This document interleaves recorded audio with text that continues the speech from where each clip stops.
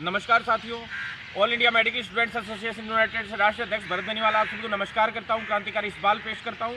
और जिस तरह से कि भी थोड़ा सा आप लोगों को पता होगा, आज जो पिटीशन दायर हो रखी थी उनके लिए सुनवाई थी आज, और सुनवाई के पश्चात लगातार हम लोग यहां पे बैठे थे स्वास्थ्य भवन, और हम लोग निरंतर एनएचएम विभाग के चक्कर भी लगा रहे थे। काफ़ी समय से हम लोग सभी अधिकारियों से भी मिल रहे थे, दोपहर में भी मैं अधिकारियों से भी मिला था, हाईकोर्ट भी था।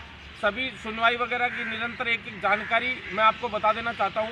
विभाग में आज सुनवाई हुई, सुनवाई के पश्चात विभाग ने भी मजबूती से अपनी पैरवी की, और शायद जो सामने से जो पिटीशन दायर हुई थी उसके आधे तो शायद अपने यहाँ से विभाग के यहाँ से काफ़ी लोग गए थे, और बहुत अच्छे तरीके से इन्होंने भी लड़ाई लड़ी।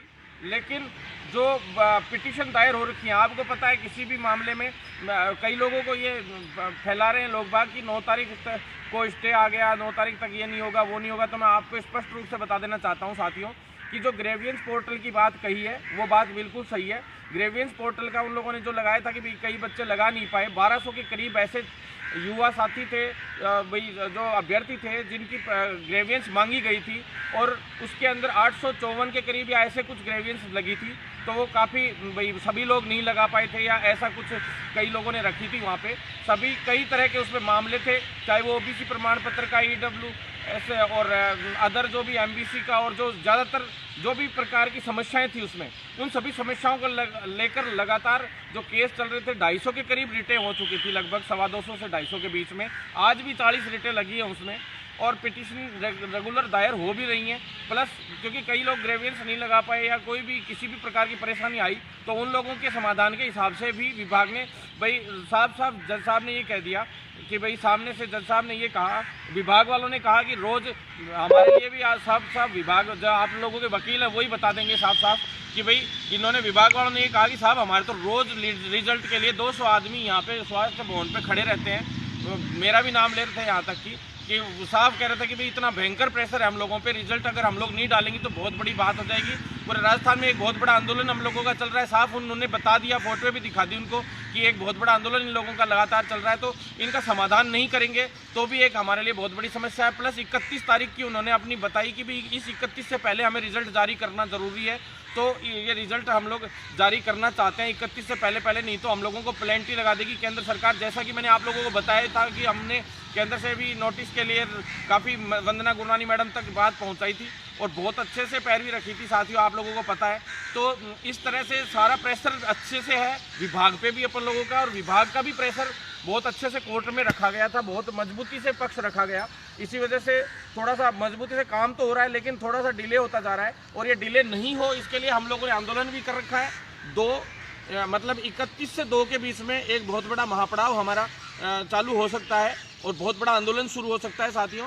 तो चूरू में सुजानगढ़ और राजसमंद और सारडा के साथी जो मैंने नंबर मंगाए थे वो नंबर भेजें ज़्यादा से ज़्यादा, और भी लोग जो जुड़े हुए हैं तो वो लोग भी भेजें, और आसपास के क्षेत्रों के भी भेजें, और वहाँ पे उन सीटों पे जो पहुँच सकता है वो भी पहुँचें, ताकि हम वहाँ पे चिकित्सा मंत्री हैं तो प्रभारी है सारडा के, तो वो हैं उनका घेराव करेंगे वहाँ पे, और सभी का घेराव करेंगे ताकि जल्द से जल्द इसका काम हो। बाकी विभाग खुद हालांकि बहुत मजबूती से काम कर रहा है, पैरवी रख रहा है, नहीं तो अब तक ऐसी भर्ती में इतनी ज़्यादा बवाल होने के बाद भी, जैसे 2200 रिटें पहले जैसे डेंटल और फार्मासिस्ट अदर साथी जितने भी साथी लोग थे उन लोगों ने पहले रिटें लगाई थी।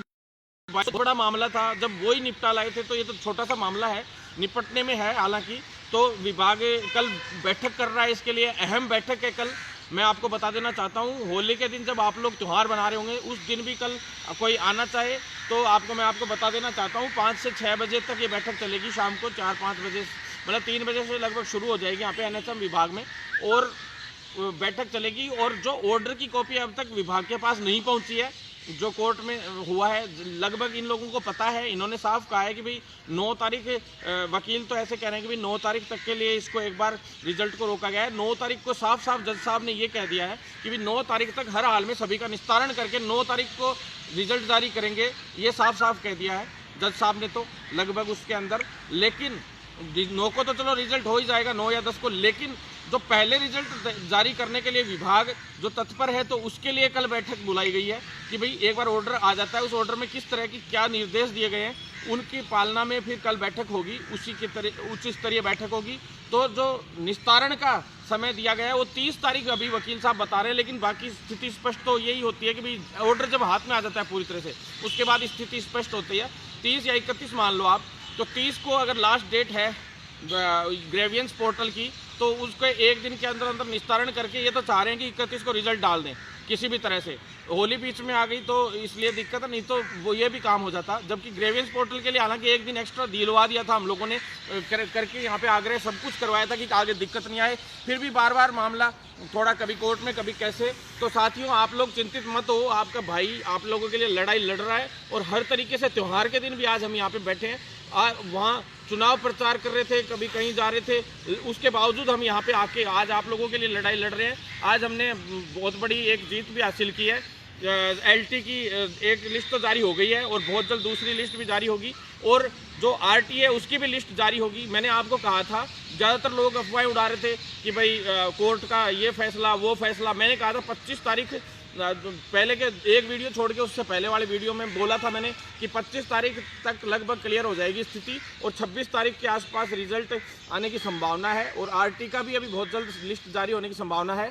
और ईसीजी की भी कोशिश यही है कि होली से पहले खुशी मिल जाए उन लोगों को, नहीं मिले तो भी 30 से पहले ईसीजी की लिस्ट जारी हो जाएगी। साथियों बिल्कुल चिंतित होने की आवश्यकता नहीं है, सब तरीके से हम लोग लगे हुए हैं। कल भी ऐसा है कि कल भी हम हरिप्रसाद शर्मा जी से हम मिलेंगे, और जो अधीनस्थ आयोग के चेयरमैन उनसे भी मिलेंगे, और सीएचओ वाले जो साथी जो काफ़ी चिंतित रहते हैं, मैं आपको निवेदन करना चाहता हूं और आपसे कहना भी चाहता हूं कि आप लोग साथ दीजिए। साथियों हम लोगों का सबसे अच्छा मौका है उपचुनाव में सरकार पे प्रेशर बना के सारी मांगें पूरी करवाने का। फार्मासिस्ट वाले साथी हैं वो कहते हैं लेकिन वो लोग आते नहीं हैं, तो फार्मासिस्ट वाले साथियों के लिए लिखित परीक्षा का बहुत जल्दी लिखित परीक्षा का सभी के लिए ऑर्डर जारी होने की संभावनाएं हैं, और उसी में हम लोग लगे हुए हैं। बहुत जल्द सारी भर्तियां लिखित परीक्षा से करवाने का बहुत ही पॉजिटिव कदम उठने वाला है विभाग की तरफ से। अगर नहीं उठता है तो सरकार को उसका खामियाजा इन चुनाव में भुगतना पड़ेगा, क्योंकि सरकार भी हमारे हर एक वीडियो सीआईडी वाले हर बात पहुंचाते हैं, प्लस सरकार भी देखती है ज़्यादातर ये वीडियो। यहाँ तक कि चिकित्सा मंत्री जी को भी मेरे को पता चला है कि चिकित्सा मंत्री जी भी मेरे वीडियो देखते हैं। तो मैं चिकित्सा मंत्री जी से कहना चाहता हूँ कि माननीय चिकित्सा मंत्री जी, आप तुरंत प्रभाव से मेडिकल के बेरोजगारों का, संविदा कर्मियों का, जिनकी तनख्वाह आज 7-7 हज़ार रुपये, इनका सबका संज्ञान लीजिए, अन्यथा ये बहुत भारी पड़ेंगे आप लोगों पे उपचुनाव के अंदर। और कोई तो सब ये फूफा करके थोड़ा दिन रुक जाएंगे, 1-2 तारीख तक सब रुक जाएंगे, जो नेता बन के फिर रहे थे वो बेरोजगारों के या जो भी लोग हैं वो थोड़े दिन फूफा करके रुक जाएंगे और कह देंगे, हो सकता है डाल भी देंगे, आज की एलटी का ये करा दिया हमने, उसका ये करा दिया। सीएचओ की जिस दिन शायद अपन लोग जारी करवाएंगे उस दिन वो ये भी डाल देंगे वीडियो में कि मैं करवा लाया। तो साथियों वो तो चलो छोड़ो, उनकी तो बातें ही अलग है। अपन लोग तो धरातल पे काम करने वाले लोग हैं, ईमानदार लोग हैं, और अपन लोग बहुत जल्द इसमें जीत हासिल करेंगे। किसी को निराश होने की आवश्यकता नहीं है। कई लोग कह रहे हैं कि इस पे स्टे आ गया, ये आ गया और वो आ गया। तो साथियों अगर 30 तारीख तक इसका ग्रेवियंस पोर्टल होता है और उनका तुरंत प्रभाव से इतनी आएंगी, गिनी चुनी ग्रेवियंस आएंगी अभी, क्योंकि लगभग का निस्तारण कर दिया था विभाग ने। लेटर भी सीएचओ के लिए पहले ही 19 तारीख को जारी कर दिया था कि भी जो समस्याएं थी, जिनकी कोर्टों में पिटीशन लगी हुई है, रिटें लगी हुई है, उन सब का समाधान पहले ही विभाग ने डायरेक्टली कर दिया था। लेकिन बस डर ये था कि भाई जो कोर्ट में मामले लगे हुए हैं उन लोगों को कहीं विचाराधीन नहीं डाल दिया जाए रिजल्ट का, क्योंकि विभाग ने ऐसा कह दिया था कि भाई 200 लोगों के लगभग केस लगे हुए हैं, तो उन 200 लोगों के सीएचओ के, तो वो जो 200 लोग हैं उनकी जस्ट डबल विभाग ने आज ये भी कहा था, हमने भी उनको कहा था कि आप ऐसे बोल दीजिए भाई 200 की जगह 400 सीटें हम वो कर देते हैं इसमें रिजर्व एक बार, और 7400 पे लिस्ट निकाल देते हैं भाई, जो है जिन लोगों का अभी आगे होना है तो 7400 के करीब या 7300 7400 जो भी है, 7000 से ऊपर जो भी है, तो उसकी लिस्ट निकाल देते हैं। तो जज साहब को उन लोगों ने, सामने वालों ने ये कह दिया कि साहब फिर कल को हमारी रिटर्न लंबी चलती रहेंगे केसेस, तो फिर दिक्कत आएगी। तो इसलिए जज साहब ने भी साफ कह दिया कि चलो 9 तारीख से पहले इनका सबका निस्तारण हो जाए, तो 9 तारीख तक तो सभी का निस्तारण कर दो और उसके बाद रिजल्ट जारी कर दिया जाए। और अभी ऑर्डर आ जाता है, उसमें एक क्रिमिनल नॉन क्रिमिनल का जो इशू है उस पर थोड़ा सा अड़ंगा लगा हुआ था, तो वो भी एक लगभग क्लियर हो जाएगा अभी थोड़ी देर में, और कल दोपहर में मीटिंग के बाद सारी बातें क्लियर हो जाएंगी। आप लोगों को बिल्कुल चिंतित होने की आवश्यकता नहीं है।